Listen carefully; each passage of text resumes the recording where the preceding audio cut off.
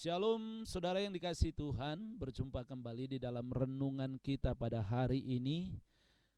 Saat ini kita sedang berbicara di dalam kitab Mazmur, dan tahukah saudara bahwa Mazmur itu dalam bahasa Inggris disebut dengan psalm, ya, dari kata psalmos, dan di dalam bahasa Ibrani itu disebut dengan mismor. Artinya sebuah nyanyian yang dinyanyikan dengan diiringi oleh alat musik. Nah, hari ini kita akan bicara Mazmur 36. Nah, Mazmur 36 ini ada 12 ayat, dan dalam bagian besar Mazmur 36 ini berbicara tentang yang ayat pertama dan ayat yang keempat berbicara tentang ketidakberdayaan manusia yang sudah dikuasai oleh dosa. Nah, tapi pada ayat yang kelima sampai dengan ayat yang ke-10 ada kerinduan, ada permohonan untuk mengalami, ya,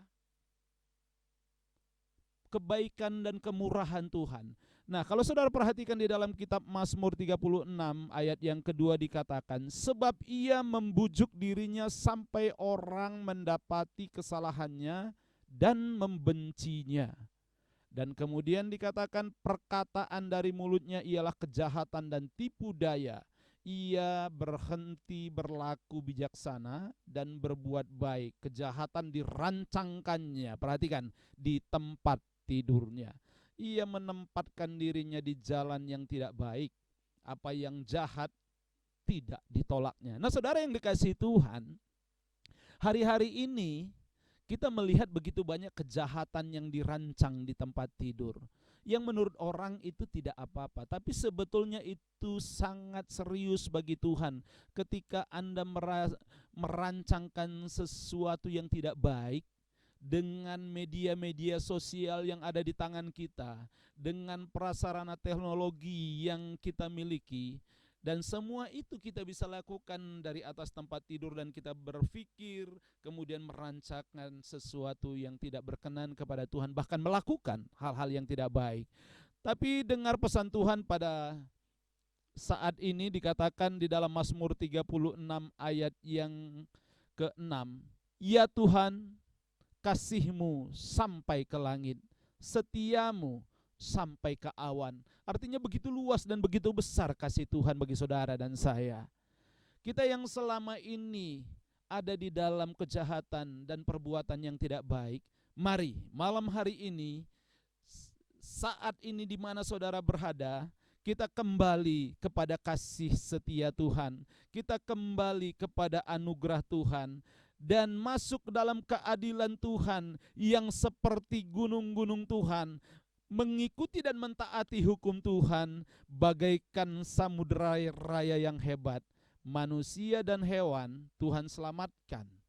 Saudara dan saya, kita adalah anak-anak Tuhan, tentu kita juga akan Tuhan selamatkan.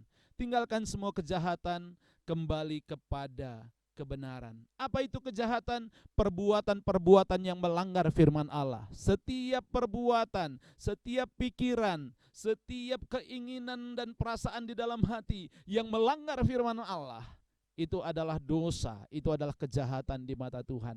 Tapi pada hari ini kita mau berkata, Tuhan, aku mau berbalik dan kembali kepada Tuhan. Aku mau sukakan Tuhan dan aku mau senangkan Tuhan. Maka dikatakan di ayat yang ke-8, betapa berharganya kasih setiamu ya Allah. Anak-anak manusia berlindung dalam naungan sayap-Mu. Saudara yang kasih Tuhan, tempat perlindungan kita adalah Tuhan yang kita sembah di dalam nama Tuhan Yesus. Dan dialah tempat kita berlindung di masa-masa sulit saat ini. Di masa-masa keadaan yang tidak baik, ada satu tempat perlindungan untuk saudara dan saya, yaitu Yesus Kristus Tuhan. Berlindung di bawah sayap-Nya, berlindung di bawah kekuatan dan kuasa-Nya. Maka saudara dan saya tinggal di tempat yang aman. Percayalah hari-hari ini bahwa Tuhan akan mengenyangkan saudara dan saya dengan segala kebaikan Tuhan di rumah Tuhan. Percayalah hari-hari ini bahwa Tuhan akan memberikan sumber hayat di dalam seluruh kehidupan kita, dan hidup kita menjadi terang, dan kita akan melihat terang. Siapakah terang itu? Terang yang sesungguhnya adalah Yesus.